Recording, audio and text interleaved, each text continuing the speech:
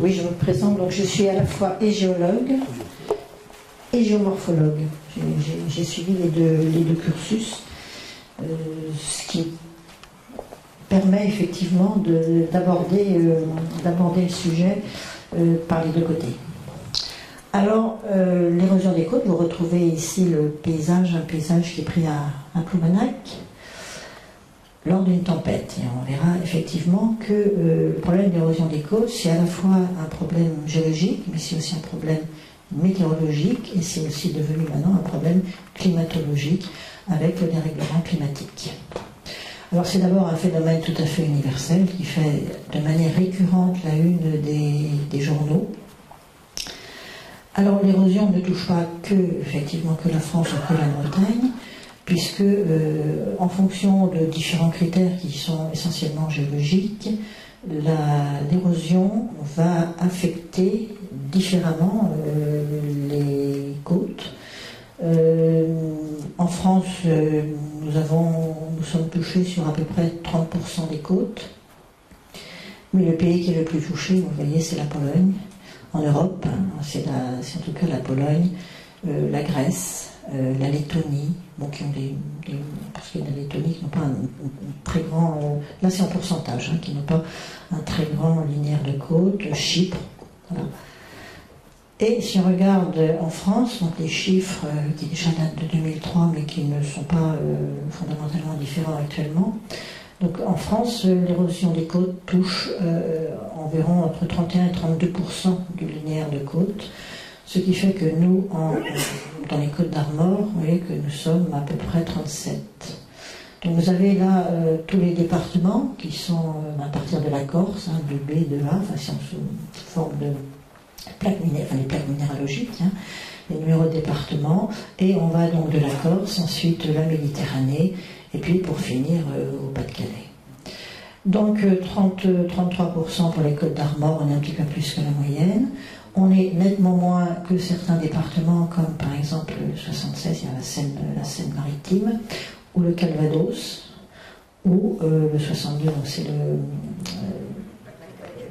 oui, Pas-de-Calais, pardon, excusez-moi, donc 59 c'est le nord, oui, ou bien le 30, c'est-à-dire le Gard. Donc nous sommes dans une moyenne, et on doit être pas très loin non plus de ce qu'en statistique on appelle la modale.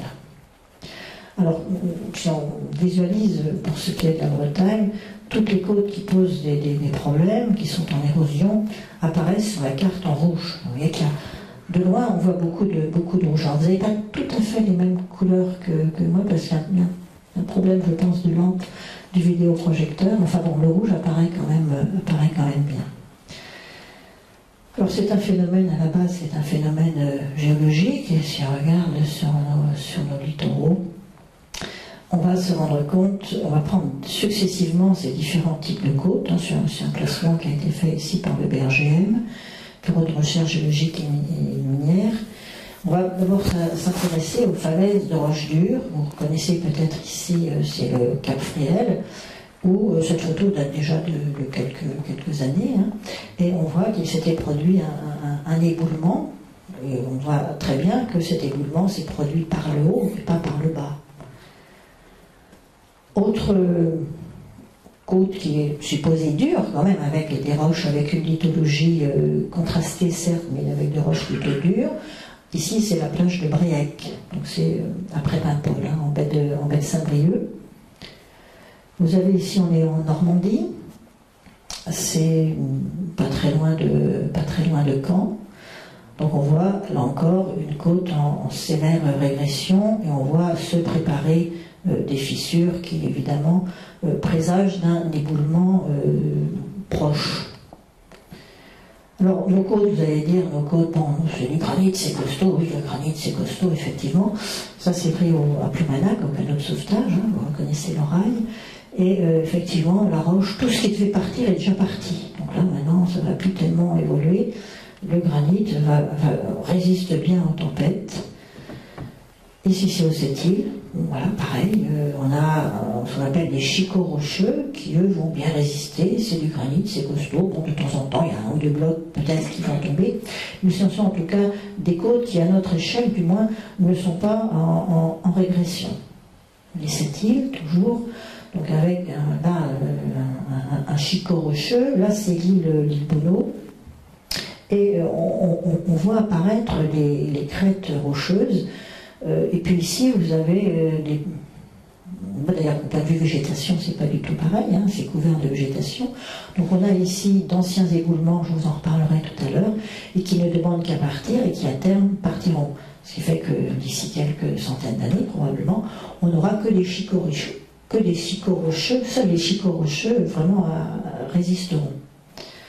Bon, même chose pour l'île Millau. De temps en temps, vous avez, on est dans le granit ici de l'île de Ploumanac, hein, et de temps en temps, vous avez des blocs qui tombent. Bon, ça ne va pas fondamentalement changer le paysage. Alors, malgré tout, dans le granit, on peut avoir des changements qui sont tout à fait visibles.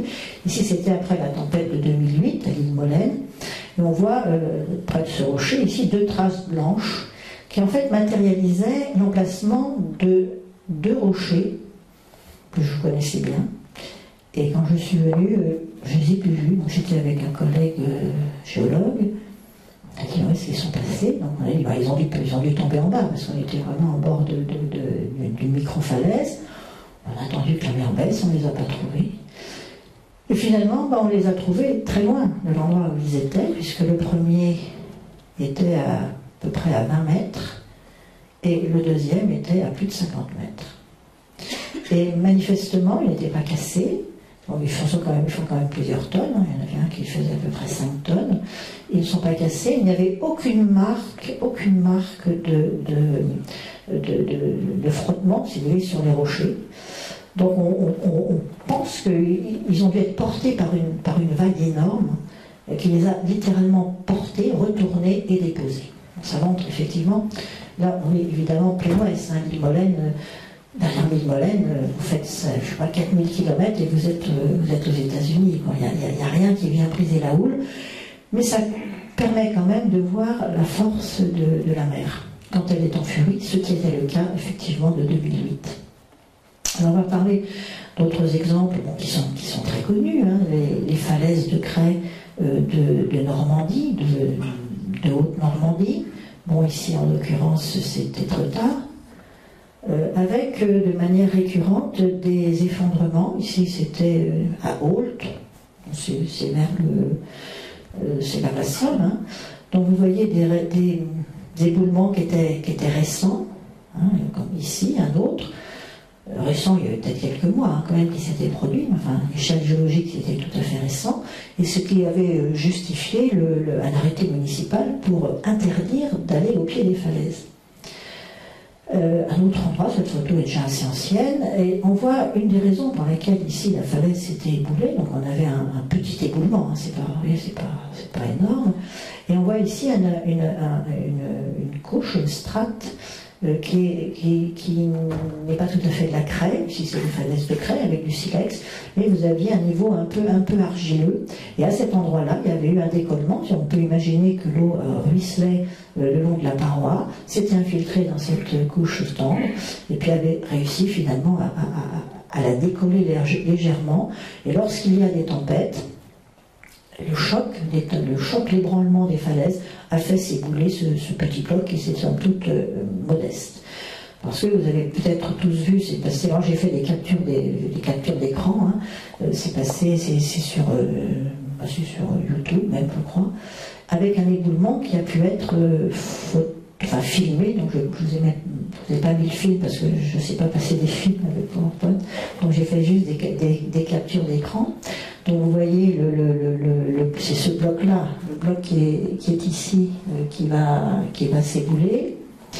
Donc là, ça fait 20 secondes que la personne filme, avec je pense son téléphone portable.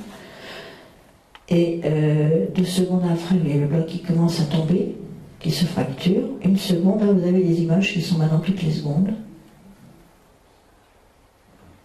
Et en 8 secondes, vous avez 30 000 tonnes de roches qui sont tombées. Donc ça, évidemment, c'est quelque chose de catastrophique. Bon, il n'y avait personne, hein, bien sûr, les géologues avaient prévenu que ça allait tomber, mais quand les géologues préviennent que ça va tomber, on ne sait pas quand. Hein. Regardez, dans les Alpes, on attend toujours la chute de tout un pan de montagne. Ça devait tomber dans les heures qui venaient. Ça fait 2 mois, ça va finir par tomber. Ça sera peut-être ce soir, ça sera peut-être dans une semaine ou dans 3 mois, mais ça va finir par tomber. Donc à ce moment-là, il y a évidemment le principe de précaution qui fait que finalement, on prend toutes les mesures pour qu'il n'y ait pas de mort. Donc ça, c'est quelque chose qui n'est pas récent, hein, puisque les côtes de Cray, donc on va trouver en Haute-Normandie, c'est-à-dire en gros du Havre jusqu'aux falaises d'Hôte, ces côtes s'érodent et se sont déjà érodées. L'érosion, depuis que la mer est revenue proche de ce qu'elle est, enfin depuis la fin de la dernière glaciation, les falaises de Cray ont reculé d'1 kilomètre. On a des arguments géologiques, hein, en moyenne, hein, en moyenne d'1 kilomètre. Et bien sûr que tout ce qui va tomber, bon, la craie, eh ben, c'est très pulvérulent et ça va donner une granulométrie particulièrement fine et qu'on va retrouver dans la sédimentation vaseuse, par exemple. Quant aux silex qui sont dans les falaises, ils vont être pris par la mer et la dérive littorale va les amener, les fait migrer vers l'est. Et la plupart des galets vont tôt ou tard finir à l'entrée de la baie de Somme et vont former de gigantesques cordons de galets, hein, qu'on peut voir ici par image satellitaire. On peut voir sur le terrain. Et ces silex, d'ailleurs, entre parenthèses, sont très purs, hein, et ils sont exploités industriellement. Alors c'est pour les machins d'électronique, enfin c'est pour de l'électronique. Et c'est les galets les plus purs au monde. Et puis les particules les plus fines aussi, une partie vont rentrer en baie de Somme. Bon, la baie de Somme avec ce qu'on appelle les molières, c'est-à-dire ce qu'en Normandie on appelle des présalés. Alors on va passer aux littoraux qu'on appelle limono-vaseux, c'est-à-dire par exemple la baie du Mont-Saint-Michel, hein, qui est l'exemple le plus médiatisé. La baie du Mont-Saint-Michel, c'est 500 km² d'estran. C'est une baie qui va être alimentée par des fleuves, enfin bon, c'est vraiment des petites rivières. Hein. La Célune, le Couesnon pour l'essentiel, et puis un petit ruisseau, le Guillou. Et en fait, la sédimentation que l'on a en baie du Mont-Saint-Michel, contrairement à ce que beaucoup de gens pensent, n'est absolument pas liée aux apports de ces rivières. La sédimentation se fait par la mer. C'est tout ce qui va migrer, c'est tout ce qui s'érode sur les côtes de Bretagne, qui tôt ou tard finiront en baie du Mont-Saint-Michel. Et tous les ans, vous avez 1 million de mètres cubes de sédiments qui pénètrent, qui se sédimentent en baie du Mont-Saint-Michel. Les malheureuses petites rivières qu'il y en a là vont participer pour même pas 1%. Les sédiments viennent de la mer. Il y a effectivement un envasement. Bon, je sais qu'on en parle avec le Mont-Saint-Michel. Hein. Et là, bon, la progression de ce qu'on appelle les shores, c'est-à-dire les marais maritimes, ce que dans le Nord on appelle les molières, hein, ce qu'on appelle aussi les présalés, la progression, voilà, elle est quantifiée, elle est quantifiable, elle a été quantifiée par une collègue qui a travaillé pratiquement toute sa vie dans la baie du Mont-Saint-Michel. Alors les marais maritimes, les shores, les présalés progressent, et cette photo a été prise il y a déjà une petite dizaine d'années, et actuellement, maintenant, tout ça c'est ouvert. On voit ici les touffes de végétation, hein, qui se mettent, et à partir de ces touffes de végétation, la végétation va s'étendre, et la végétation va encore plus piéger la base. Donc là, tous les travaux qui ont été faits et qui ont coûté des millions, des dizaines de millions, je ne sais pas combien d'euros, finalement ne vont pas, vont faire en sorte qu'effectivement le Mont Saint-Michel sera entouré d'eau, mais la progression des herbus, elle, va continuer. En fait, si on veut faire un raccourci, le Mont Saint-Michel, ce sera l'île de la Cité à Paris. Voilà. Ouais. Un petit filet d'eau à droite, un petit filet d'eau à gauche, mais on ne peut rien faire contre le million de tonnes de sédiments qui rentrent en baie de Mont Saint-Michel. Donc là, c'est un exemple de côte qui ne s'érode pas, mais qui, au contraire, va ce qu'on appelle engraisser. Alors, si nous regardons nos présalés dans la région, on en a. Les surfaces ne sont pas énormes. Hein. Vous reconnaissez peut-être ici, c'est la rivière de l'Agnon. La rivière de l'Agnon qui est en dehors du lit mineur, hein, du lit où coule toujours la rivière, hein, le Léguerre. Eh bien, les berges vont être couvertes de vases, enfin vont être formées de vases. Cette vase, lorsqu'on est au bon niveau, va se couvrir de cette végétation, de ce chor. Alors, juste un petit aparté, parce que c'est assez rigolo, notre truc. Il y a de la vase aujourd'hui, mais il y a 1000 ans, c'était pas de la vase, c'était du sable. Et ce sable, dans la rivière de l'Agnon, a été extrait par des sabliers, enfin des gens qui vivaient du sable, qui avaient une petite barque, puis qui à marée basse allaient chercher le sable dont on avait besoin pour construire notamment la ville de l'Agnon. À tel point, on a un témoignage assez intéressant qui est le témoignage, c'est au XIIIe siècle, de Saint-Yves, enfin, qui a trait à Saint-Yves. Bon, Yves, pour être canonisé par Rome, il faut avoir fait 2 miracles pour avoir droit à prétendre à être un saint. Et donc, un des miracles que l'on attribue à Saint-Yves, c'est qu'il a ressuscité un enfant. Un enfant qui était... On a le texte très exact, hein, et c'était un enfant qui était tombé dans un trou qui avait été fait par les sabliers devant l'Agnon. Et donc c'était du sable, et on a ramené le cadavre à la mère, qui s'est mise à hurler, évidemment, et Yves, passant dans le coin, il a été voir, et il a ressuscité l'enfant. Mais ce qui est intéressant, c'est qu'on a la description, et on disait que dans le fond de la rivière, c'était du sable. Et au fur et à mesure des extractions, donc on a commencé à extraire devant la ville de l'Agnon, puis de plus en plus en aval, et dans les années 60, du siècle dernier, en 1960, on extrayait en baie de l'Agnon, entre Trédordin et Locquémau, avec de gros problèmes que ça avait d'ailleurs suscité. Et donc la vase a remplacé le sable, mais à l'origine c'était du sable qu'il y avait. Donc actuellement c'est de la vase avec des beaux marais. On a aussi de très beaux marais entre Trédordin et l'île Grande. C'est à peu près 20 hectares, enfin un peu moins maintenant après les marées noires, mais on doit être à 18 hectares de marais, mais qui sont des marais où il n'y a aucun apport sédimentaire. Ça, c'est des marais opportunistes. C'est pas les mêmes marais que la baie du Mont-Saint-Michel où il y a une sacrée dynamique. Là, ces marais-là, ils ne peuvent que régresser, et ils régressent d'ailleurs, ils ont beaucoup régressé avec les marées noires, parce que ce sont des marais opportunistes. La végétation s'est mise à un endroit où il y avait un sédiment très fin, je vous en parlerai tout à l'heure, du loess. Et donc, c'est du Canada Dry, quoi. Ça ressemble à des marais, mais c'est pas tout à fait des marais. Enfin, ils ont la végétation, mais ils n'ont pas la dynamique. Donc, dans ces zones, il n'y a pas dans le Trégor des zones où on a un engraissement comme on a par exemple en baie du Mont-Saint-Michel. Il n'y a pas de zone. Par contre, ce qu'on a, c'est des falaises de roches érodables et même très érodables. Alors d'abord, des falaises de l'Eus. L'Eus, c'est ce qui sert de... ce qui est les endroits où on va faire les cultures de primeurs, alors les artichauts, les choux-fleurs, ce qu'on appelle la ceinture dorée de Bretagne.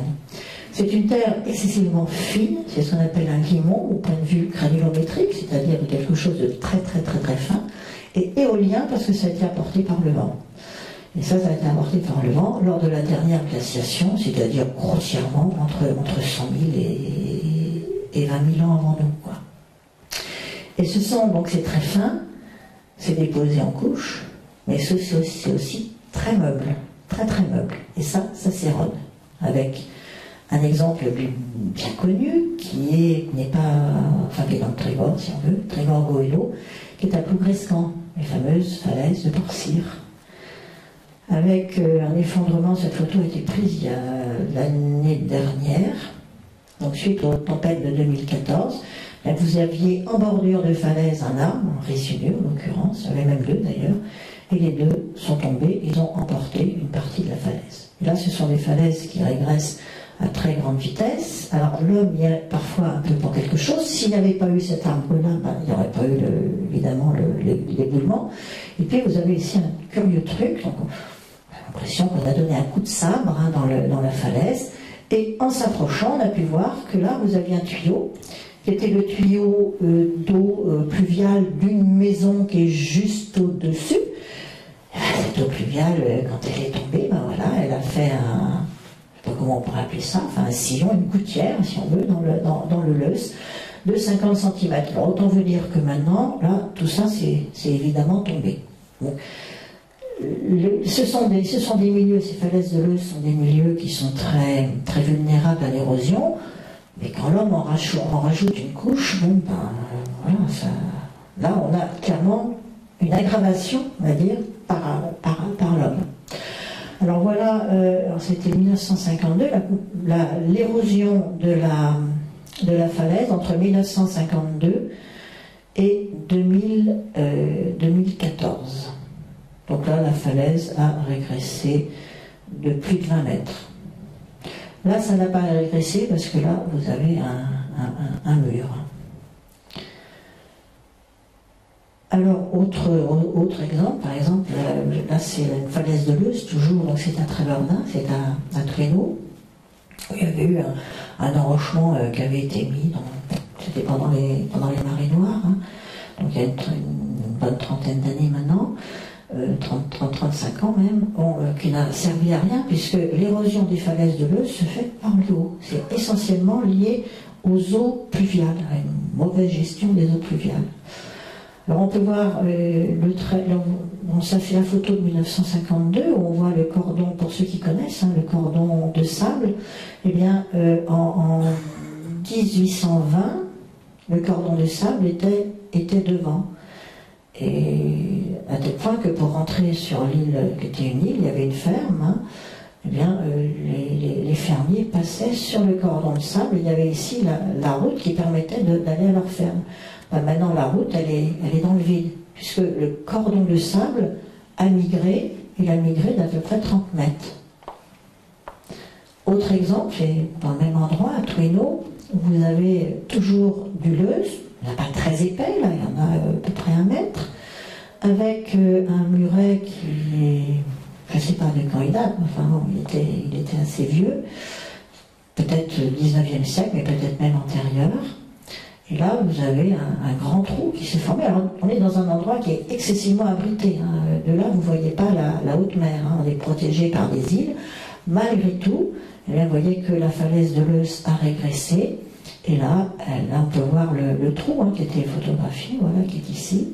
Et là, la côte a régressé de manière quasi uniforme d'à peu près 15 mètres. Donc, toutes les falaises de Leuss, c'est lié à la géologie même de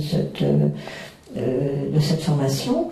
Toutes les falaises de Leuss régressent. Bon, je pourrais vous donner d'autres exemples, comme ici par exemple l'île Molène, avec le socle granitique, avec ici le Leuss. Et puis dessus, vous avez du sable, avec, vous voyez, une limite qui est très nette. Le sable qui, lui, est arrivé à l'époque gauloise, puisqu'on trouve pas mal de vestiges gaulois en dessous. Donc, c'est-à-dire, en gros, 2500 ans. Eh bien, la falaise, le Leuss que l'on voit là, ce qui reste, c'est vraiment c'est quelques centaines de mètres cubes, il n'en reste plus grand-chose maintenant. Eh bien, le Leuss recouvrait ces rochers-là. Là, vous avez une encoche qui est tout à fait caractéristique de la présence de Leuss. Hein. C'est au niveau du sol qui s'est développé sur le Leuss, qu'on appelle les encoches. Et là, on voit que le Leuss a régressé de 100 mètres. Mais bon... de l'autre côté, si j'avais fait une photo derrière, il y avait encore 100 mètres de Leuze qui ont disparu. Donc vous avez 200 mètres de Leuze qui ont disparu de manière tout à fait naturelle. Hein. Autre exemple très connu, bien sûr, c'est le phare de Nantoire à Loannec, hein, avec une régression de la côte entre 1952 et maintenant. Vous voyez, la régression est d'à peu près 20 mètres. Mais on a des témoignages avant la guerre, et où la côte était à peu près à l'endroit, la limite de la falaise était à cet endroit-là. Donc on a eu, on va dire, en un siècle, on a une régression de 40 mètres. Alors il est vrai que l'homme a un tout petit peu accéléré le phénomène, dans la mesure où pendant la guerre, ce cordon de galets a été exploité par les Allemands, enfin pour avoir du galet pour le mur de l'Atlantique.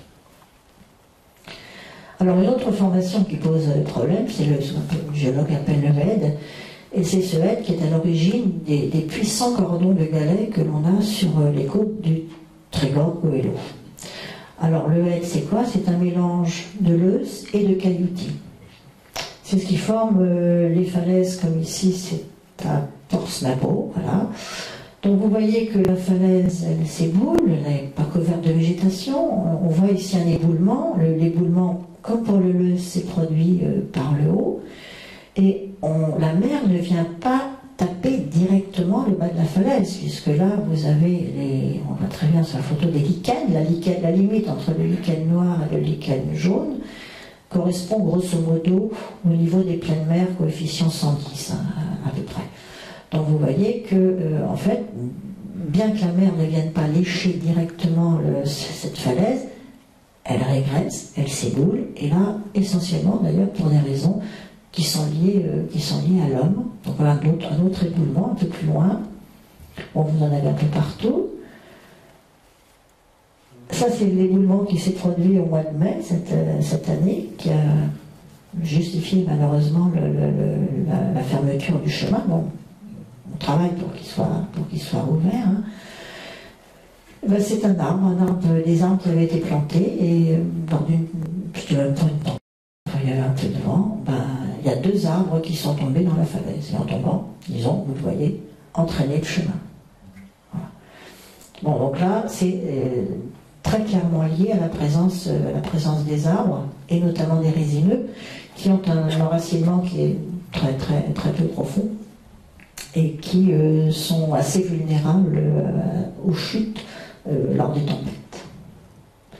Alors, il y a plus grave, parce que en tombant, il y a une partie de la falaise où une fissure s'est produite, et là, ça va retomber lorsqu'il y aura les premières pluies. Alors voilà, bon, toujours les mêmes. Alors ce mélange de cailloutis, alors ce cailloutis et ces sédiments très fins, qui sont pour beaucoup d'ailleurs des limons, c'est eux qui sont responsables de la vulnérabilité des falaises. Donc on a ici, on va dire, c'est la roche, hein, en place. Là vous avez généralement, il y a 120 000 ans, le niveau de la mer arrivait à cet endroit-là. Aujourd'hui on a une falaise morte, mais à l'origine c'était une falaise vive. Et tous ces sédiments-là sont des sédiments qui se sont déposés lors de la dernière glaciation, soit du HED, soit du Leuze. Donc c'est un exemple un peu théorique là, que j'ai mis. Voilà ces falaises au début du siècle, hein, donc telles que peuvent le voir les cartes postales, où on voit que c'était des zones qui étaient totalement agricoles, avec des talus qui étaient plantés d'arbres. Les arbres, ça va évidemment avoir un rôle, notamment pour pomper l'eau. Et il y avait, vous voyez, aucune urbanisation, il n'y avait aucune maison. Les champs, d'ailleurs, étaient des champs qui étaient pâturés plus que cultivés. Nos ancêtres avaient, je pense, un peu compris ce qui se passait là-bas. Et donc, il y avait très peu de labour, et c'était essentiellement des pâtures pour les vaches et pour les animaux en général. La chose a un peu changé maintenant, puisque ces falaises ont été urbanisées au début des années 60, lorsqu'on a créé une route, la route de la Corniche, et l'urbanisation a accéléré le processus d'érosion. Donc, vous pouvez voir la photo en noir, c'est une photo de 1951, une photo aérienne, avec pas une maison. Et voilà, maintenant vous avez des rues, des ruelles, des venelles, tout ça c'est du bitume. Les maisons, elles ont été construites avec des fondations qui sont dans les falaises. Vous avez des pelouses, on a supprimé les talus, bien sûr. Et tout ça fait que, eh bien, on a une accélération de l'érosion dans ce secteur. Alors, qu'est-ce qui va accélérer l'érosion? Quand vous mettez le sol à nu, au lieu d'avoir un talus et des arbustes, vous avez une pelouse, la destruction dans les talus, la construction des maisons, l'imperméabilisation du sol, parce qu'il faut faire parking, parce qu'il y a la descente de la route, etc., et une mauvaise gestion des eaux, y compris, je dirais, des eaux communales. Et puis on va mettre des résineux en bordure. Il y a une grande mode de plantation des résineux il y a une cinquantaine d'années. Bon, vous mettez des résineux, bon, c'est vraiment des racines galettes, hein, des racines de surface, et ce sont des arbres qui sont très vulnérables donc à la chute lors des tempêtes. D'autant, comme vous avez vu l'exemple, quand on les plante en bordure de falaise. Vous pouvez aussi mettre ça c'est ce que font beaucoup de personnes, ils vont mettre pour lutter contre l'érosion, ils mettent les déchets végétaux en bordure de falaise. Donc, quand ils mettent des déchets de pelouse, ça va tuer la végétation qui est en dessous. Il n'y aura plus de racines, ça tombe. J'étais voir un exemple à très loin, j'ai pas un appareil photo, c'est dommage, avec la DDTM, où il y avait un riverain qui se plaignait que sa falaise s'était éboulée. On a vu, il s'est éboulé à l'endroit où il mettait ses déchets de tonnes depuis 30 ans. Voilà, il n'y a pas de miracle.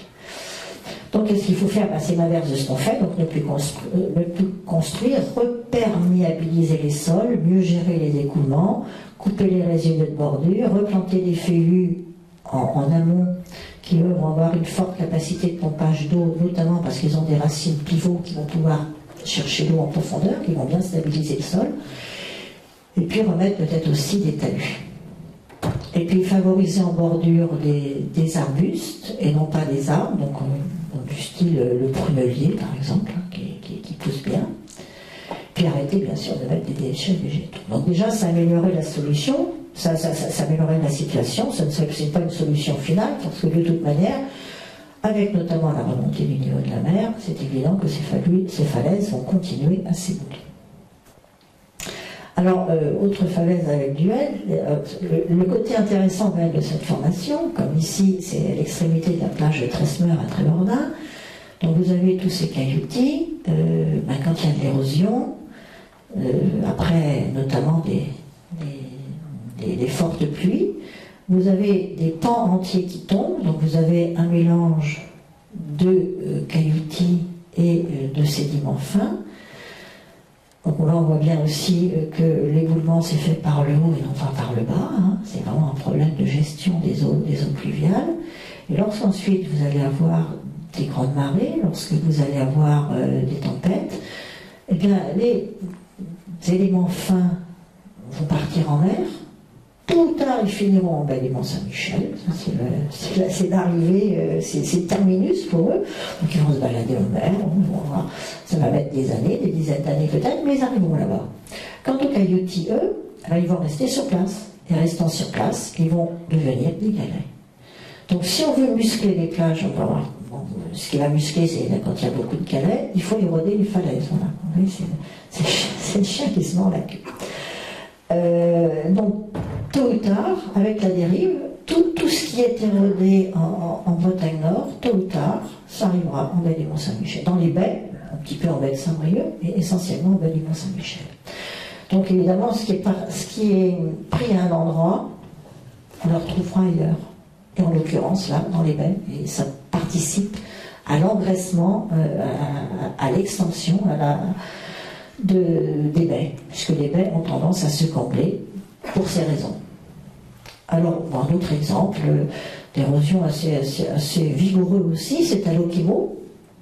Donc ça, c'était après la tempête de 2008. Vous aviez le cordon de galets qui avait migré pour ceux qui connaissent, sur l'étang du Vorlaine. Et ben, hop, on remet les galets à la place. Et après chaque tempête, il faut remettre en fait maintenant les galets à leur place.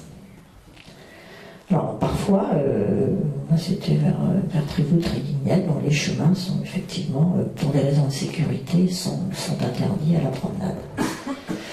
Enfin, parfois, il y a des solutions assez originales. C'est à Perros-Guirec, solution qui sera un truc à court terme, mais à long terme, ça ne fera pas grand-chose. Donc, avec construction sur le domaine privé, construction de murets. Bon.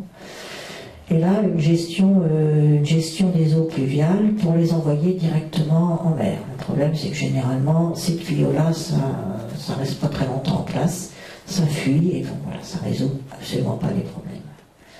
Et puis, troisième type de formation géologique qui s'érode, c'est l'arène granitique. Et l'arène granitique, c'est elle qui est à l'origine des plages. C'est le granit qui s'altère, qui s'est beaucoup altéré pendant la dernière glaciation, mais même avant. Et donc, lorsque ces falaises, c'est pas très important hein, comme régression des côtes, mais malgré tout, ça existe. Des blocs peuvent tomber, et toute cette arène granitique, c'est avec des petits grains de granit altérés, et c'est eux qui forment le sable des plages. Voilà pourquoi sur la côte de granit rose, le sable est rose, parce qu'il a la couleur de la roche qui génère le sable. Donc, bon, là, cette altération dans ce type de formation, l'arène granitique n'est pas très importante dans la régression des côtes. Donc si on résume un petit peu, et c'est absolument pas forcément entièrement exhaustif ce que j'ai fait là, les causes d'éboulement des falaises sont multiples, elles vont se cumuler les unes par rapport aux autres. Donc c'est essentiellement une cause météorologique. Généralement les éboulements ont lieu après une pluviométrie longue et soutenue, c'est-à-dire généralement en hiver. Il faut évidemment que les caractéristiques de la roche ou de la formation soient telles qu'elles puissent s'éroder. L'érosion marine, elle est essentiellement liée lorsque vous avez des tempêtes et que les tempêtes vont ébranler les falaises, le choc des vagues, et les falaises qui sont ces formations de l'euse ou de hêtre qui sont gorgées d'eau, si vous les ébranlez, ça provoque leur éboulement. On a vu des éboulements, Jean-Pierre Pinault, avec qui j'ai pas mal travaillé, disait qu'il avait vu un éboulement qui avait été lié à un tracteur qui était passé 20 mètres au-dessus, enfin 20 mètres en bord de la falaise, et l'ébranlement du moteur du tracteur avait fait tomber la falaise. L'agriculteur a vu du pot, parce qu'on aurait été plus près, il serait tombé avec. Donc vous voyez, l'action de la mer, c'est essentiellement du choc qu'il va y avoir lors des tempêtes. Alors on peut avoir les chutes d'arbres, comme j'ai dit tout à l'heure, les constructions, l'imperméabilisation de la gestion. Et ce qui rajoute une couche, et ce qui est probablement le plus préoccupant, c'est l'élévation du niveau de la mer. Et là, on aura effectivement une attaque de la mer. Alors les littoraux artificiels ne sont pas, ou artificialisés par l'homme, ne sont pas exempts non plus d'érosion. Bon, l'exemple le plus connu, c'est Xynthia. Hein, donc on est là, là vous avez l'anse de l'Aiguillon.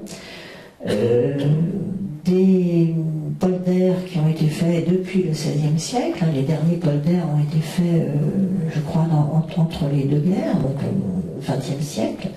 Des remblais et des digues qui ne sont pas entretenus. Et lorsque vous avez une tempête, lorsque vous avez, comme il y avait eu c'était en 2010, il y a les digues qui cèdent. Et comme on est dans des zones qui sont poldérisées, donc qui par définition sont plus basses que le niveau de la mer, ben ça vous donne ici, vu par satellite, vous voyez la limite du polder était là. Et vous voyez là c'était des champs. Bon là c'était pas très grave. Mais quand c'est arrivé dans des zones qui avaient été urbanisées, qui n'auraient jamais dû être urbanisées, on n'urbanise pas en dessous du niveau de la mer. Bon, c'était urbanisé pour des raisons politico-économiques, je ne sais pas trop quoi. Bon voilà, ça vous avait fait quand même, je ne sais plus, c'était 49 morts ou quelque chose comme ça. Dans des zones où jamais on aurait dû construire. Et ça se reproduira parce que l'état des digues dans cette région-là n'ont pas été entretenus. Vous avez des animaux qui vont faire des terriers, qui vont fragiliser encore plus ces murets.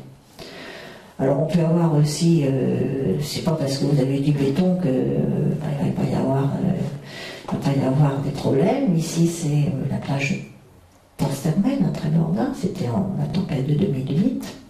Bon, la mer avait déjà un peu baissé, hein, parce que j'ai pris la photo quand il faisait jour, avec une houle tout à fait extraordinaire, parce que là, les photos ont été prises à 5 secondes d'intervalle. Hein. Vous voyez, on voit bien l'amplitude de la houle. Et avec les dégâts qu'on a eu un peu partout sur toute la côte.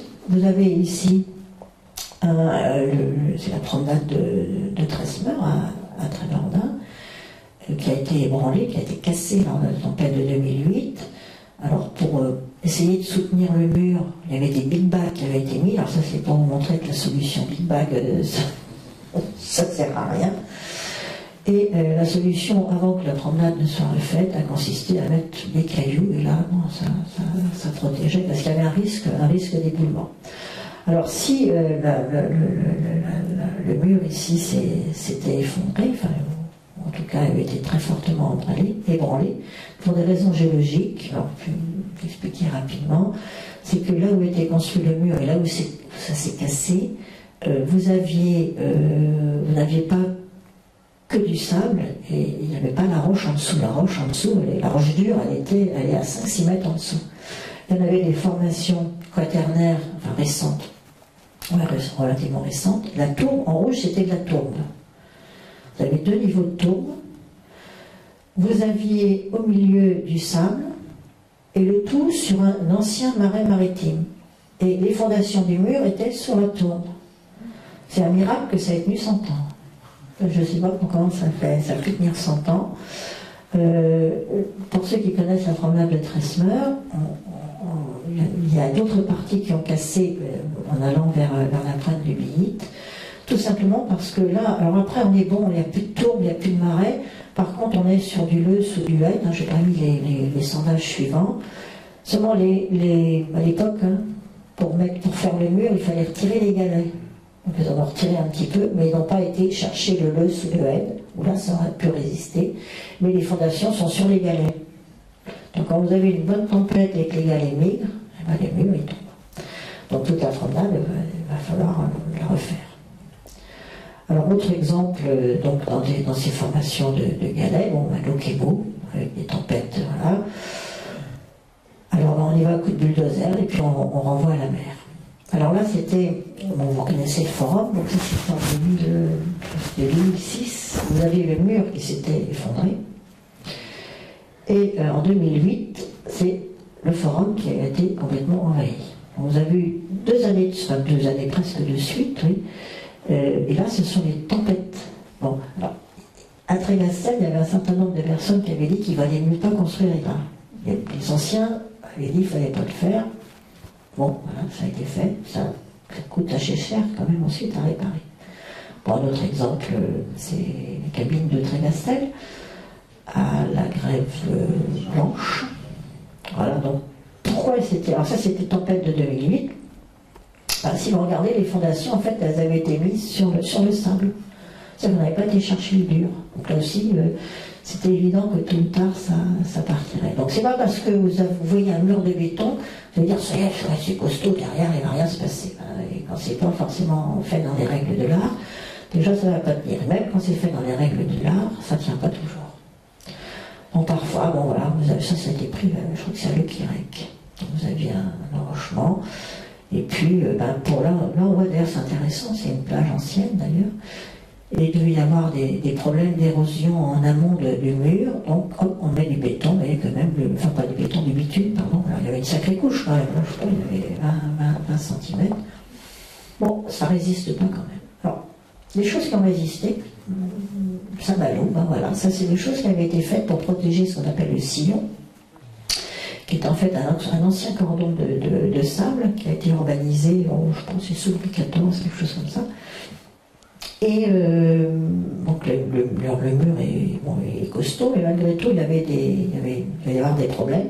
Et ces pieux ont été mis, ces chaînes, c'est des chaînes, des arbres entiers, hein, qui ont été, alors je ne sais pas comment ils y allaient, parce qu'ils faisaient ça à la main, hein, et qui ont été mis et qui ont tenu. Hein. Puis 300 ans après, ils tiennent encore. Alors de temps en temps, il faut en remplacer. Et ça c'est quelque chose qui brise bien l'effet de la houle. Bon, malgré tout, quand il y a des tempêtes, ça gère bien. Mais le mur derrière, en tout cas, il tient. Alors ça, c'est une chose que j'avais vue, c'était dans le nord de la France. C'était du côté de Berck. Je crois même que c'était à Berck. Donc c'était un enrochement, et alors pour qu'il tienne, ils avaient mis du bitume. Enfin, le bitume, au bout de quelques tempêtes, voilà, il est parti. Alors le classique enrochement qui peut, à l'endroit où il est fait, résoudre les problèmes, mais on le sait maintenant, ça déstabilise à côté. Donc, maintenant, les enrochements, c'est quelque chose qu'on ne fait plus.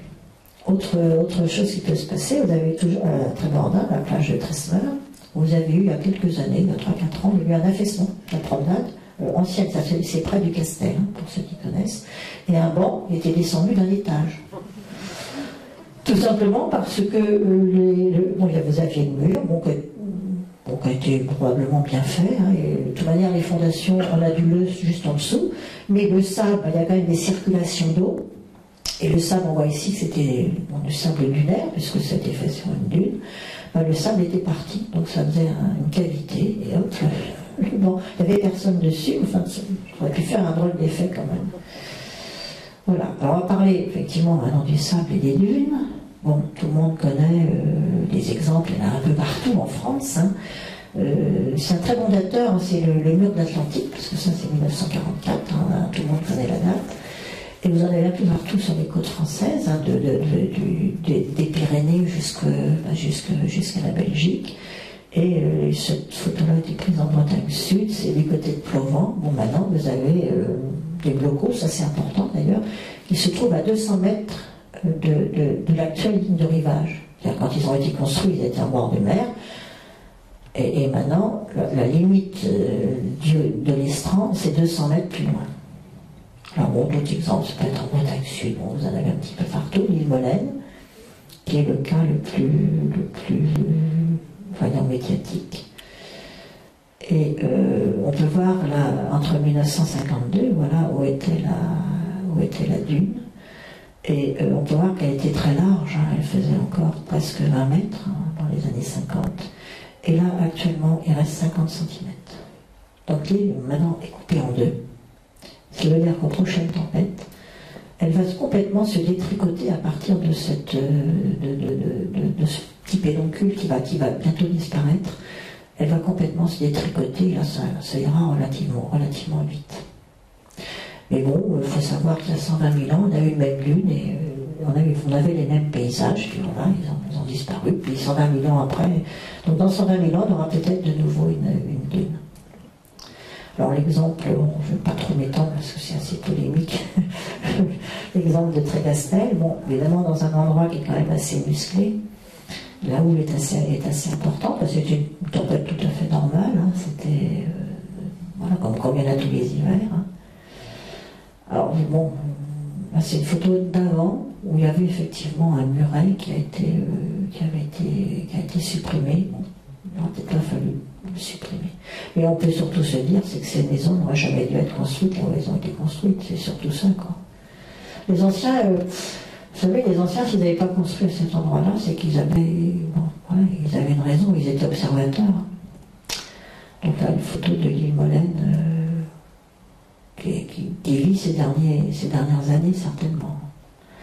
Donc ce qu'il faut retenir, c'est que quand on a, en tout cas pour nos côtes à nous, le stock sédimentaire des plages qu'on a, c'est un stock qu'on appelle hérité. C'est-à-dire que, par exemple, le sable de l'île Molène, le sable est arrivé il y a 2500 ans, voilà, il n'arrive plus maintenant. C'était ça qui a été amené par le vent.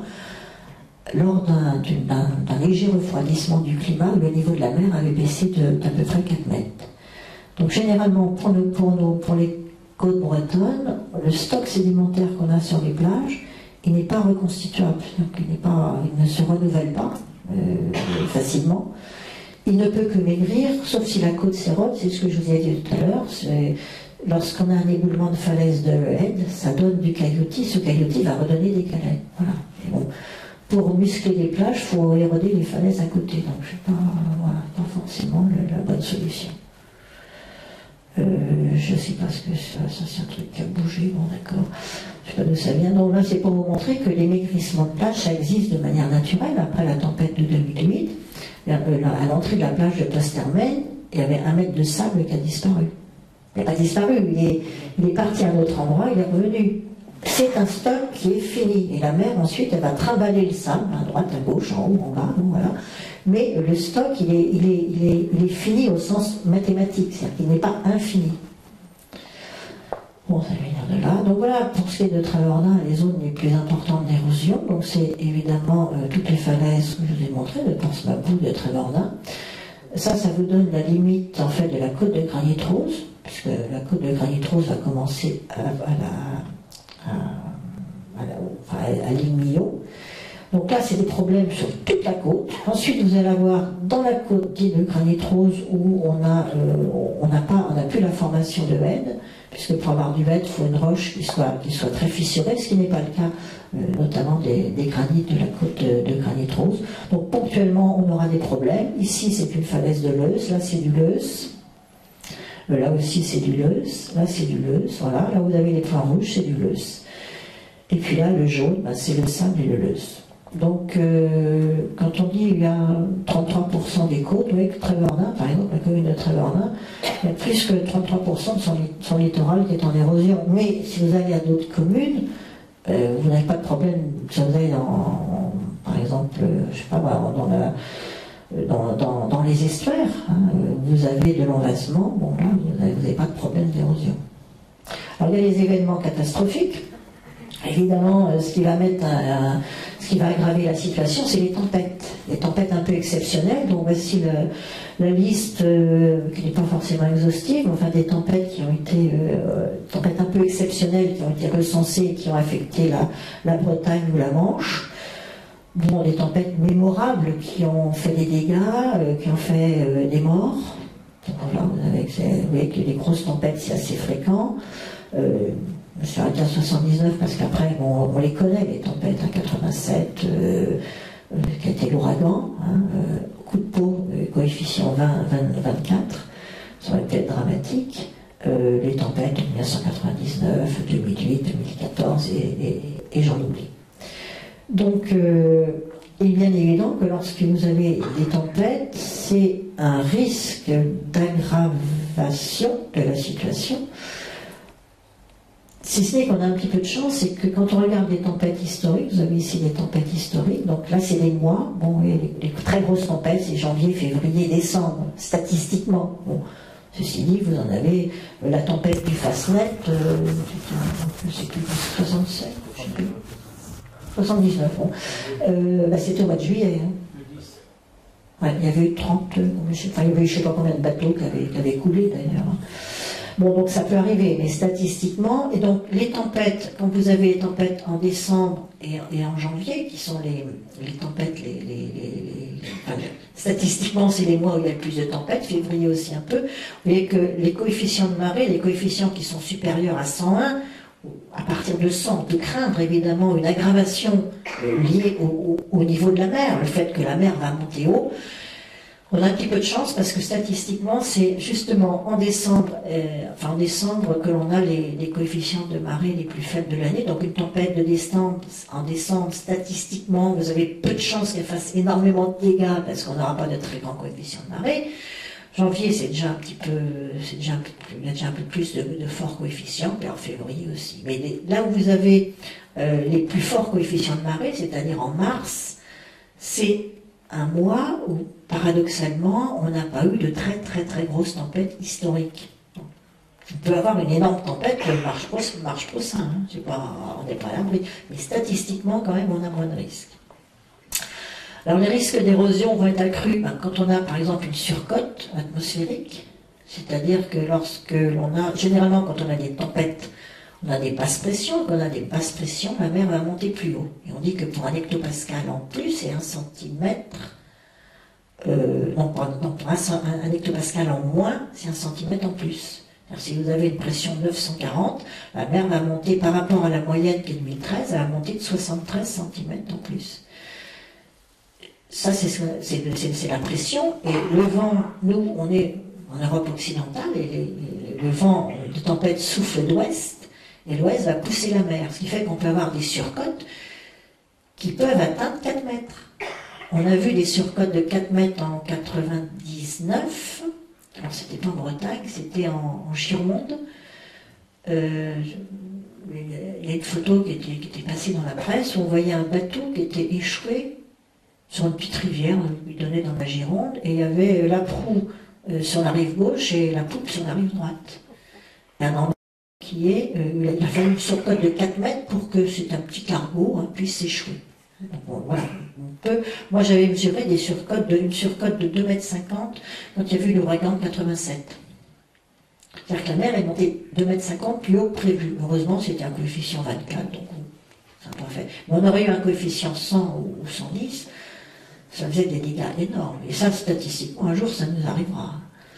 Et puis, on a aussi des surcotes qui sont liées au déferlement des vagues à la côte, ce qu'on appelle le jet de rive, et où la mer va monter, par le pied des vagues, va monter beaucoup, beaucoup plus haut que prévu. Alors, plus la houle est importante, plus ça va monter haut. Ça peut monter tellement haut d'ailleurs que, pour ce qui est ici, c'est la plage de Goas 13, eh bien l'eau était passée de l'autre côté, elle avait submergé complètement la route.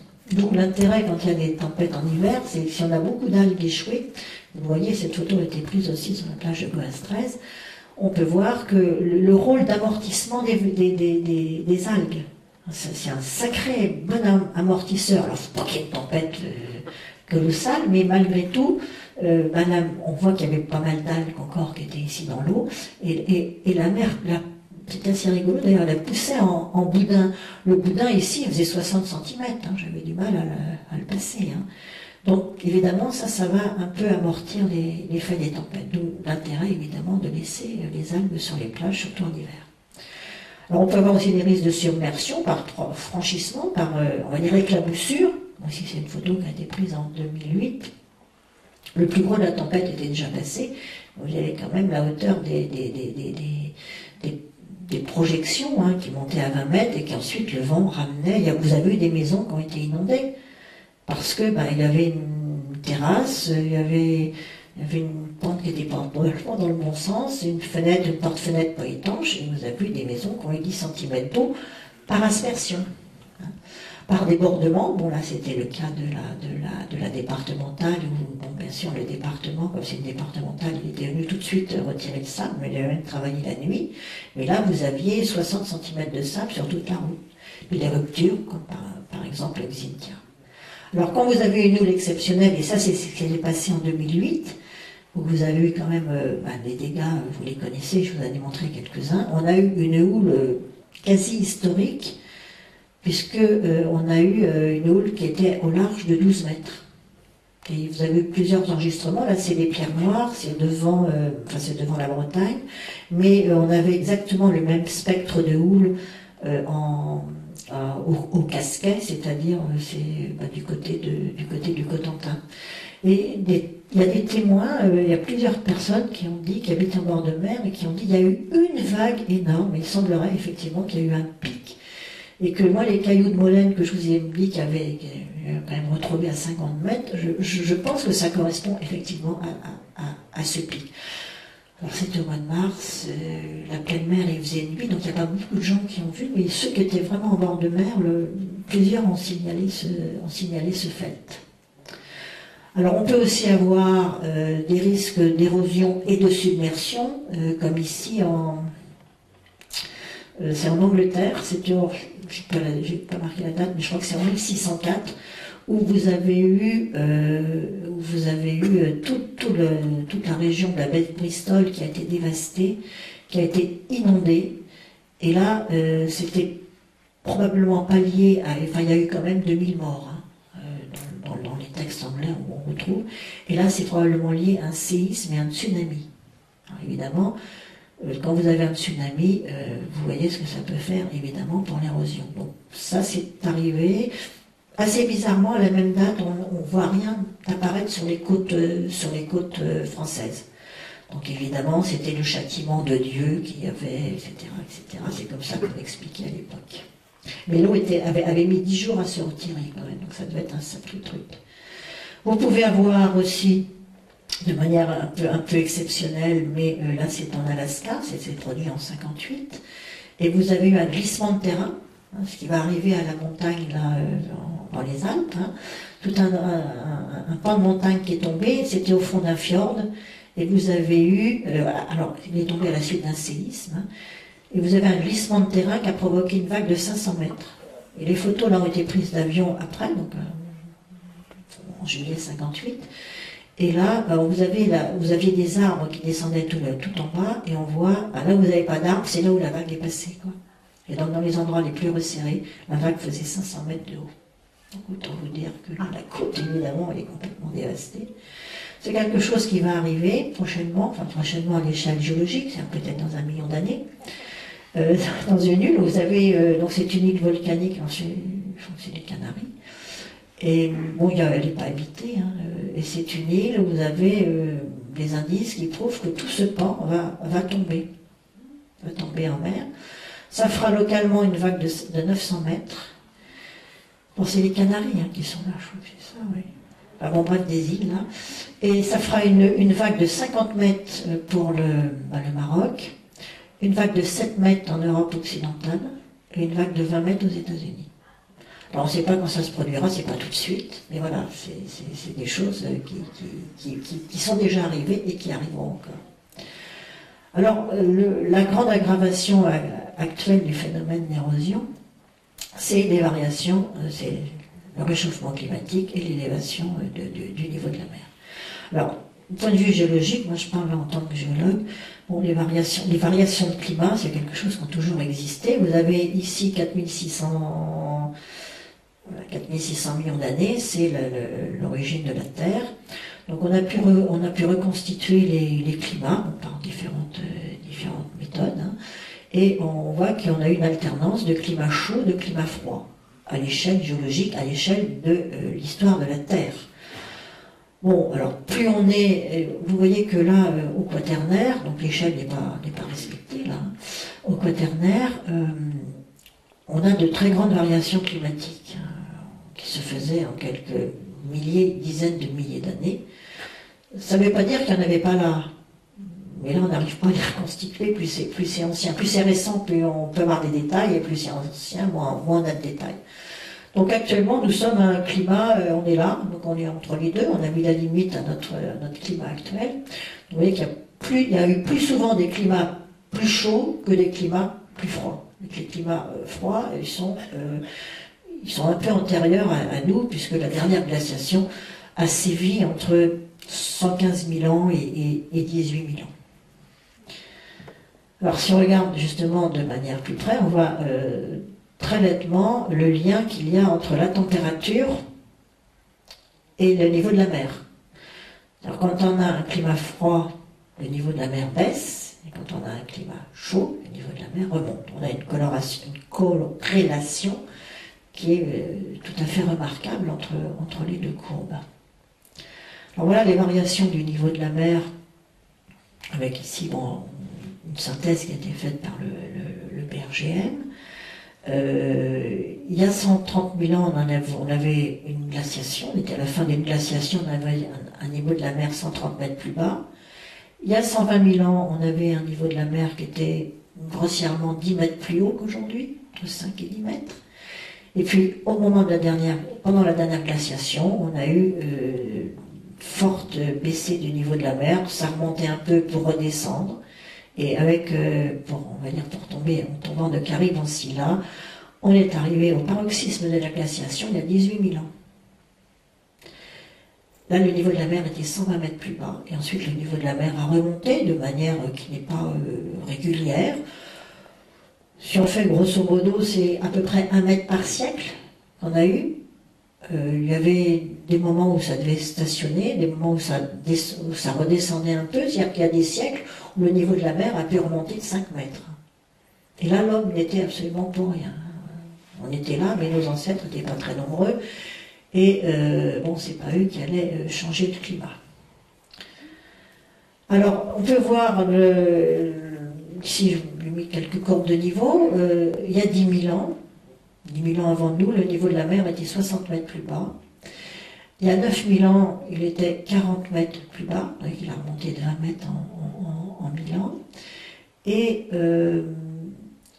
un repère très simple, c'est qu'à l'époque du néolithique, c'est-à-dire qu'il y a la construction des menhirs et des dolmens, le niveau de la mer était, enfin le niveau des pleines mers de l'époque, c'était le niveau des basses mers aujourd'hui. Voilà, c'est un repère très, très simple, très facile à retenir. Donc, en gros, 10 mètres plus bas. Alors, on a des variations climatiques à l'échelle des civilisations. Bon, peut-être qu'on a pu les reconstituer, parce qu'il n'y avait pas évidemment d'enregistrement, mais des reconstitutions qui ont été faites, notamment par des textes, par la date des vendanges, etc. C'est tout le travail de Leroy Ladurie, entre autres. Donc, on a eu un optimum médiéval, donc au Moyen-Âge, vers l'an 1000, qui correspond à la grande époque de construction, de début de construction des cathédrales. On a eu le petit âge glaciaire sous Louis XIV, en gros, enfin, même un petit peu avant, un petit peu après, où là on a eu une très grande extension des glaciers, une mortalité énorme des hivers, des famines, bon, voilà, c'était une époque assez difficile. Et puis le réchauffement climatique qui se produit maintenant depuis l'ère industrielle, c'est-à-dire en gros à partir de 1850. Donc on a des enregistrements du niveau de la mer, avec soit des marées graves, soit on a des indices qui permettent de reconstituer donc, ces enregistrements, donc de niveau de l'eau. Et on voit évidemment que la courbe depuis 1800 est montante. Et bon, alors il faut être très prudent quand on a comme ça des enregistrements de marégraphes, parce qu'il faut être sûr de la stabilité géologique. Et on voit qu'on n'est pas entièrement sûr. Malgré tout, si on regarde à l'échelle mondiale, si on fait des moyennes, eh bien, le niveau de la mer a remonté en moyenne de 2,5 mm par an en 110 ans, hein, mais tous les ans c'était 2,5 mm. Donc de 1883 à 1993. De 1993 à 2006, on est passé à 3,4, donc on a une augmentation. Et actuellement, on est à 4 mm par an. Niveau moyen au niveau du globe. Alors, quelle est la conséquence du réchauffement climatique? Petite expérience très simple. Vous mettez à chauffer une casserole d'eau, vous mettez l'eau au ras. Vous allez voir qu'au fur et à mesure que la température monte dans votre casserole, l'eau va déborder. C'est ce qu'on appelle l'effet stérique, c'est-à-dire de l'eau chaude tient plus de place que de l'eau froide. C'est une expérience très simple. Bon, vous avez une formule qui est parfois utilisée, qui est à prendre un petit peu aussi avec des pincettes, mais qui permet de calculer la dilatation où on considère, donc on a une augmentation de température de 0,6 degrés depuis l'ère industrielle, depuis le début de l'ère industrielle. Et donc on considère que le réchauffement se fait sur un kilomètre. On n'est pas entièrement sûr, mais enfin bon. Ce qui est important, c'est que la formule, elle est de toute manière linéaire. Si vous avez une augmentation de 0,6 degrés, on a eu, d'après cette formule, 15,6. Alors on peut chipoter, ça peut être 10, ça peut être 12, ça peut être 14, ça peut être 18. Mais si vous avez une augmentation de 6 degrés, ça sera 10 fois plus. C'est ça que ça veut dire, une courbe linéaire. Donc avec 0,6 degrés, on peut penser qu'on a une augmentation de 15 cm. Avec 6 degrés, on aura 1,50 m. On sait, on a des enregistrements anciens qui permettent de savoir que l'eau profonde aussi se réchauffe, mais à un taux beaucoup moins rapide. Mais le réchauffement climatique affecte l'océan dans toute sa profondeur, ou en tout cas une bonne partie de sa profondeur. Il affecte plus évidemment la surface, mais en profondeur aussi, il y a une évolution. Deuxième conséquence du réchauffement climatique, c'est la fonte des glaces. Alors, même expérience, vous mettez un glaçon dans de l'eau, dans ce que vous voulez, vous mettez au ras, quand le glaçon va fondre, il ne va rien se passer. Parce que le glaçon, il est déjà dans l'eau. Donc votre verre ne va pas déborder. C'est la fonte de la banquise, donc la fonte de la banquise qui est effectivement tout à fait avérée, puisque vous savez que bientôt, on pourra passer de l'Europe à l'Asie, non pas faire tout le tour en passant par l'Afrique du Sud, mais ce qui était pris par les glaces ne le sera plus, ne l'est déjà plus, il y a déjà des bateaux qui passent. Et donc ça c'est vraiment une conséquence, je vais dire, heureuse du réchauffement climatique, c'est que les bateaux pourront passer. Ça va être un peu moins heureux pour les ours qui, eux, vont avoir quand même de gros problèmes. Donc ça, la fonte de la banquise, bon, la banquise, elle fond, ok, mais ça n'a aucune conséquence pour le niveau de la mer. Ce qui a beaucoup plus de conséquences, c'est la fonte des calottes polaires.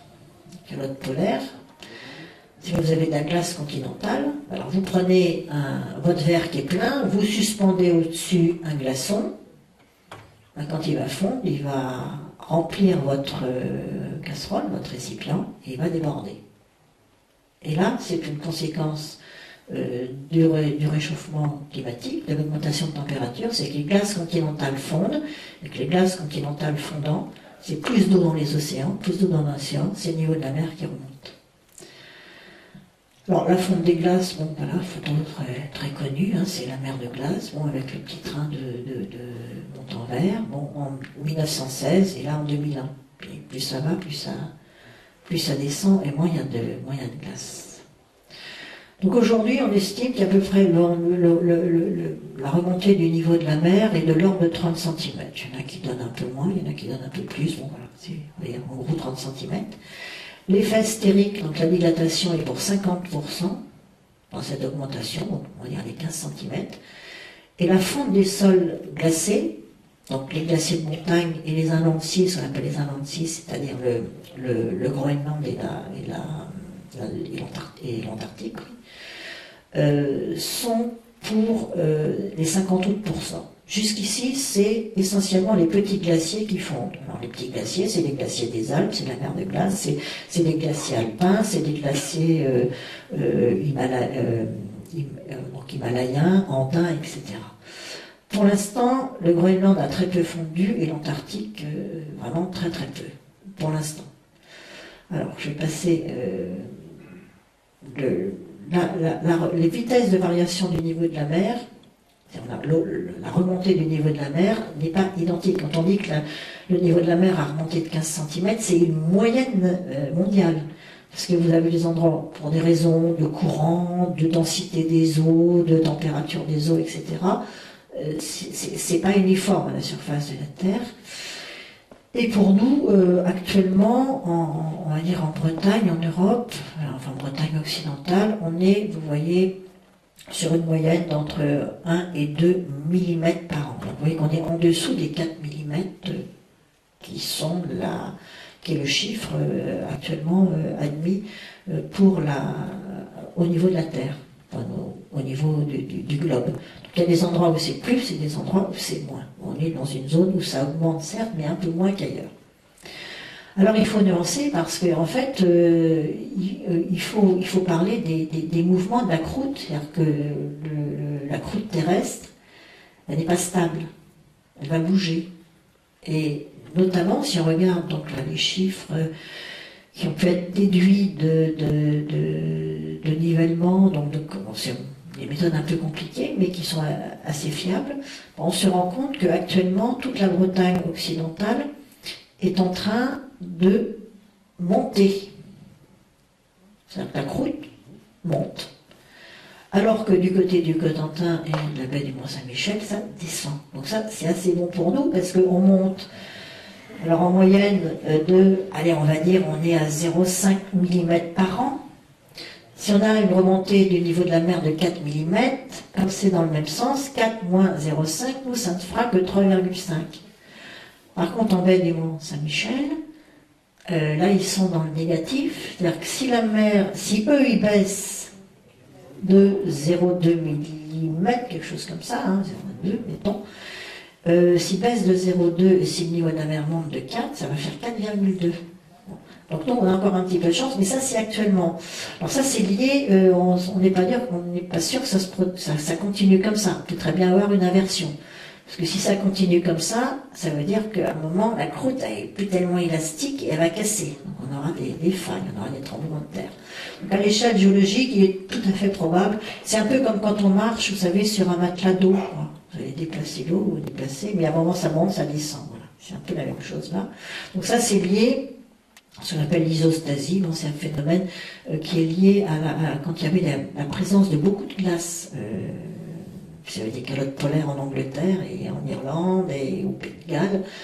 Et donc, c'est ce qu'on appelle des réajustements isostasiques, c'est-à-dire que la croûte est en train de récupérer, de remonter, enfin de plus ou moins globalement remonter pour récupérer le niveau qu'elle avait avant la glaciation. Donc, c'est quelque chose qui est connu en théorie, qui est très important notamment en Norvège, ce qui va expliquer les grands fjords notamment. Et qui maintenant, on s'en rend compte, affecte aussi la Bretagne, la France en général. Alors si on regarde les projections d'élévation du niveau moyen de la mer au XXIe siècle, alors si on est très optimiste, on est dans la courbe bleue, et si on est un peu pessimiste, on est dans la couche rouge. Donc là, c'est les projections du GIEC qui ne tiennent compte que de l'effet stérique et de la fonte des glaces au taux actuel. On sait malheureusement que la fonte des glaces s'accélère au Groenland et commence à affecter une partie seulement, mais une partie quand même de l'Antarctique. Donc à l'horizon du siècle, on aura une montée de la mer qui sera, si on est très optimiste, je ne devrais pas dire ça, si on est très vertueux, si on revient, alors je ne sais plus exactement la date, mais si on revient pour ce modèle-là, mais si on revient au taux aux émissions de gaz carbonique qu'on avait il y a, je ne sais plus, je crois que c'est une vingtaine d'années, voilà, on aura une remontée du niveau de la mer de 20 cm. Si on continue comme on est actuellement, on est sur une pente de réchauffement entre 4 et 6 degrés à l'horizon du siècle. Et là, on aura une remontée de la mer d'1 mètre liée essentiellement à l'effet stérique. Je vais passer là. Alors, quelques phrases issues du GIEC, qui maintenant fait quand même l'unanimité de 99% des scientifiques. Donc, on sait que la dilatation, si on arrête tout, on n'en voit plus de gaz, il n'y a plus de réchauffement, la dilatation thermique de l'océan se poursuivra pendant des siècles. Parce qu'il y a un temps, on va dire, de réaction. C'est un peu comme un bateau. Quand vous avez un bateau, il a une certaine vitesse, vous stoppez les moteurs, le bateau il va continuer. Et là, le réchauffement climatique, la dilatation thermique va de toute manière continuer. Elle peut s'amplifier. Donc les simulations, du modèle climatique suggèrent une augmentation de 0,2 à 0,6 mètres par degré Celsius de réchauffement global. À terme, quand le processus sera complètement achevé. Donc si on a, vous voyez, ça c'est pour uniquement l'expansion thermique, l'effet stérique, on ne parle pas de la fonte des glaces. Donc vous voyez que rien qu'avec la dilatation thermique, lorsqu'il y aura une bonne homogénéisation des températures, ça peut aller à 0,6 mètres par degré Celsius de réchauffement. Vous voyez, 3,60 mètres. L'inquiétude majeure réside dans les calottes antarctiques et groenlandaises, parce qu'au-delà d'un certain seuil de réchauffement, en fait, le phénomène va s'emballer. Et on sait déjà, on a des indices qui prouve que la calotte du Groenland est en train de fondre, et de fondre à un rythme qui va en s'accélérant. Donc voilà, par exemple, les pertes de glace. L'eau qui est perdue en Groenland, on la retrouve dans l'océan. C'est pas de miracle. Donc vous voyez que l'Antarctique, une partie de l'Antarctique commence à fondre, une autre partie, par contre, gagne de la glace. Donc ça, c'est pour des raisons purement géographiques, ça, sans doute. Mais voilà, l'Antarctique commence à être touchée. Et ça, la fonte des glaces, elle n'est pas introduite. Donc quand on vous donne des chiffres, le niveau de la mer va remonter de temps. On n'a pas inclus ces données de fonte ni du Groenland ni de l'Antarctique. Donc si le réchauffement se maintient durablement à ce niveau, donc le niveau de 4 degrés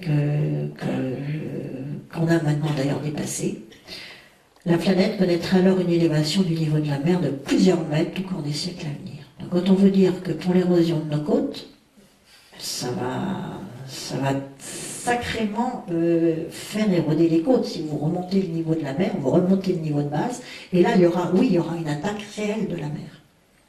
Alors, jusqu'où ça va monter? Alors, je vais vous casser le moral, là. Si tous les glaciers des montagnes fondent, et des pergélisols, c'est-à-dire les sols gelés qu'on a dans la toundra à la fois canadienne et sibérienne, ce n'est que 50 cm. Il n'y a plus grand-chose à fondre maintenant. On s'en rend compte avec nos glaciers. Si tout le Groenland fond, ça vous donne 7 mètres de plus. Et si tout l'Antarctique fond, ça vous donne 70 mètres. Bon, géologiquement, c'est des choses qui se sont produites à l'échelle géologique, ces fontes de glaciers. Alors, on ne peut pas comparer évidemment avec ce qui s'est passé il y a 300 millions d'années. On n'avait pas du tout, par exemple, la même configuration des terres. Il n'y avait pas forcément des terres au pôle. Mais voilà, donc vaut mieux investir en hauteur si vous voulez transmettre durablement vos héritages. Donc voilà une simulation qui a été faite, voilà ce que serait la physionomie de l'Europe avec cette fonte totale des glaces, qui n'est, je vous rassure, qui n'est pas pour demain quand même, peut-être dans quelques millénaires. Alors l'effet de serre, on en parle, l'effet de serre c'est quand même un truc intéressant, parce que si on n'avait pas d'atmosphère, on n'aurait pas d'effet de serre, et la température de la Terre moyenne serait de moins 18 degrés. Actuellement, avec l'équilibre qu'on avait jusqu'à maintenant, on avait un effet de serre qui était bien, juste ce qu'il nous faut pour avoir des températures qui, somme toute, nous vont pas mal. La température moyenne de la Terre est de 15 degrés. Avec le déséquilibre, le réchauffement climatique, le dérèglement climatique, on dit plutôt, là, l'effet de serre va être augmenté, et l'augmentation de température, bon, il y en a qui disent que si le COP 21 se passe mal, et c'est pour ça que c'est tellement important, si ça se passe mal, si on ne réduit pas de manière drastique nos émissions de gaz à effet de serre, on peut avoir un réchauffement en 100 ans de 6 degrés. Et ça, la Terre n'a jamais connu un réchauffement de 6 degrés en 100 ans. On a eu 6 degrés, mais ça se faisait sur 1000, 2000, 3000, 10 000 ans. Là, ça sera en un siècle. Alors, qu'est-ce qui contribue à l'effet de serre? La vapeur d'eau, bon, ça n'est pas grand-chose. Le dioxyde de carbone, c'est-à-dire le gaz carbonique, en moyenne c'est 39%, mais ça augmente, et c'est ce quelques petit pourcentage d'augmentation qui produit le réchauffement qu'on connaît. Vous avez le méthane, alors le méthane c'est rien du tout, c'est 1%. Voilà, c'est surtout le CO2 et le méthane qui sont préoccupants. Alors, on dit 1%, c'est pas important, oui, enfin on va voir. 39%, si vous augmentez d'1 ou 2%, c'est ça, c'est même pas ces chiffres-là d'ailleurs, vous voyez que l'augmentation elle est pas grand-chose, mais c'est ce petit quelque chose qui vous fait l'augmentation de température. Et le CO2, bon, ça va être émis par exemple par les volcans, donc ça c'est naturel, mais bon, nous on brûle beaucoup de carbone fossile, bon, c'est le pétrole, c'est le charbon, c'est le gaz et autres. Et cette petite augmentation, c'est elle qui est mise en cause dans le réchauffement climatique. Alors le méthane, vous allez me dire, tranquille, il n'y a pas grand-chose. Ouais, le problème, c'est que c'est ça qui est peut-être le plus préoccupant. Moi, je suis plus préoccupé par le méthane que par le CO2. Alors le méthane, c'est quoi? Alors, à mon avis, c'est un peu anecdotique. Enfin, on dit que c'est lié à l'agriculture, bon, d'accord? C'est les vaches, bon, bien. Non, ce qui est beaucoup plus préoccupant, c'est la fonte du pergélisol. C'est que le pergélisol, c'est-à-dire le sol qui était en permanence gelé, qu'on a du côté du Nord Canada, du Nord Sibérie, est en train de fondre. C'est pour ça qu'on trouve d'ailleurs les dents de mammouth. C'est parce que c'est en train de fondre. On trouve le mammouth Jarkov, là, qui a été retrouvé complètement fossilisé, il était bien gelé. Depuis quelques 15 000 ans, quelque chose comme ça. Bon, si on a retrouvé, c'est parce que ça fond. Et quand ça fond, on va avoir d'abord la libération d'eau douce, qui va aller en Arctique. Et puis, surtout, on va avoir la libération du méthane. Les sols gelés, c'est des sols marécageux, bon, qui vont libérer énormément de méthane. Et on sait que le pouvoir réchauffant du méthane, c'est 21 fois celui du gaz carbonique. Donc à mon avis, le problème, il est plutôt là, avec la fonte du pergélisol.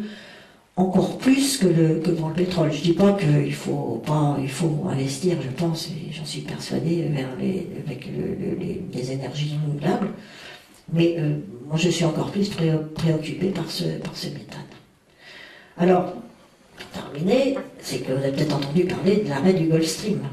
Quelque chose que certains ont émis cette hypothèse-là il y a une quinzaine d'années.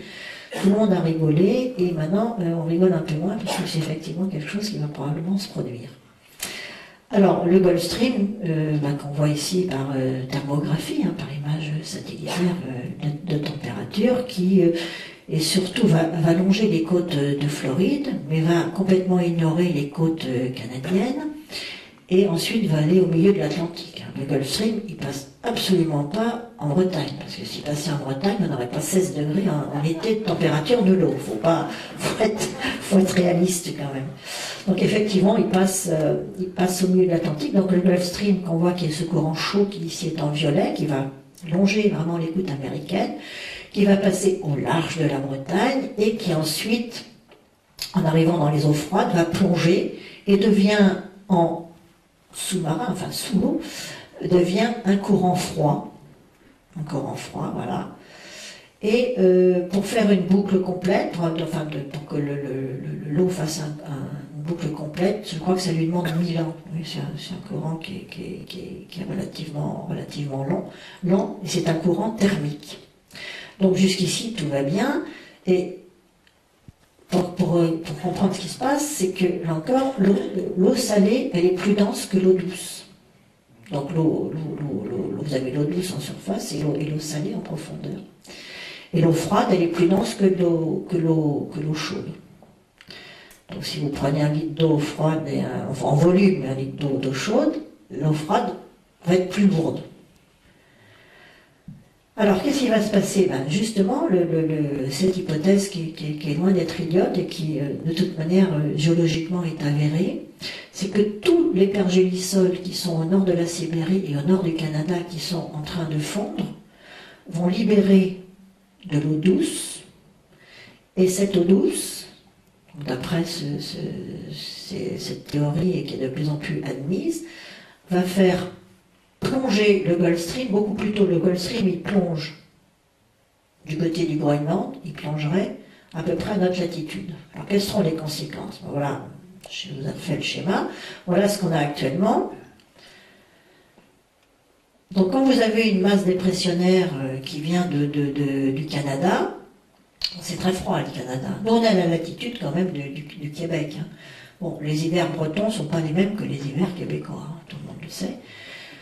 Parce que nous, les masses d'air qui viennent donc du Canada, du Nord-Canada, vont se réchauffer au contact de ce courant, ce qui fait qu'en hiver, on va avoir de l'air chaud, relativement, et puis en été, vous allez avoir de l'air plus frais, mais en tout cas qui sera un peu moins chaud. Donc ce qui fait que nous, on a un climat tempéré, des hivers doux, des étés moyennement chauds. Surtout en ce moment. Bon, donc jusqu'ici, là, tout va bien. Ça, c'est ce qui se passe actuellement. Maintenant, si le Gulf Stream plonge plus tôt, il va plonger à notre latitude, ce qui fait que les masses d'air ne seront plus réchauffées, et on aura un climat froid. Et on pourra avoir un peu moins quand même, mais presque ce qu'on a actuellement au Canada. Donc on aura le réchauffement climatique global, mais pour nous, ça sera localement, au niveau de l'Europe de l'Ouest, on aura un climat froid, et malgré tout, le niveau de la mer, évidemment, remontera quand même. D'autant que, si on a cet arrêt du Gulf Stream, on a actuellement de l'eau, si on regarde les niveaux d'eau, pour des raisons de courant météorologiques et autres, en Amérique, l'eau est 1 mètre plus haut que chez nous. C'est-à-dire que l'eau, elle n'est pas à la même surface, au même niveau dans tout le globe. Et si on a ce phénomène d'arrêt du Gulf Stream, on aura un rééquilibrage, c'est-à-dire qu'en Amérique, le niveau de la mer va baisser et nous va remonter. Voilà. Hop, une couche de plus. Bon, alors, malgré tout, une note d'optimisme, hein, évidemment, tout ça avec les conséquences sur l'érosion, parce que vous comprenez bien que si le niveau de la mer remonte, l'érosion, elle va être amplifiée. Donc, malgré tout, une note d'espoir de Claude Lorius, qui est un glaciologue et qui a beaucoup étudié les glaces, notamment antarctiques. Et donc, bon, c'est vrai qu'actuellement, on est quand même sur un scénario de 6 degrés, hein, plus que de 4 degrés. Si on ne redresse pas la barre, maintenant c'est à nous de redresser la barre, et c'est peut-être aux nouvelles générations qui sont peut-être plus conscientes de ce problème que nous, voilà, de faire ce qu'il faut. Bon, mais de toute manière, c'est dès maintenant qu'il faut le faire, parce que la fin du siècle, les enfants qui naissent actuellement, ils connaîtront la fin du siècle. Et nous sommes effectivement tout à fait responsables de ça. Voilà.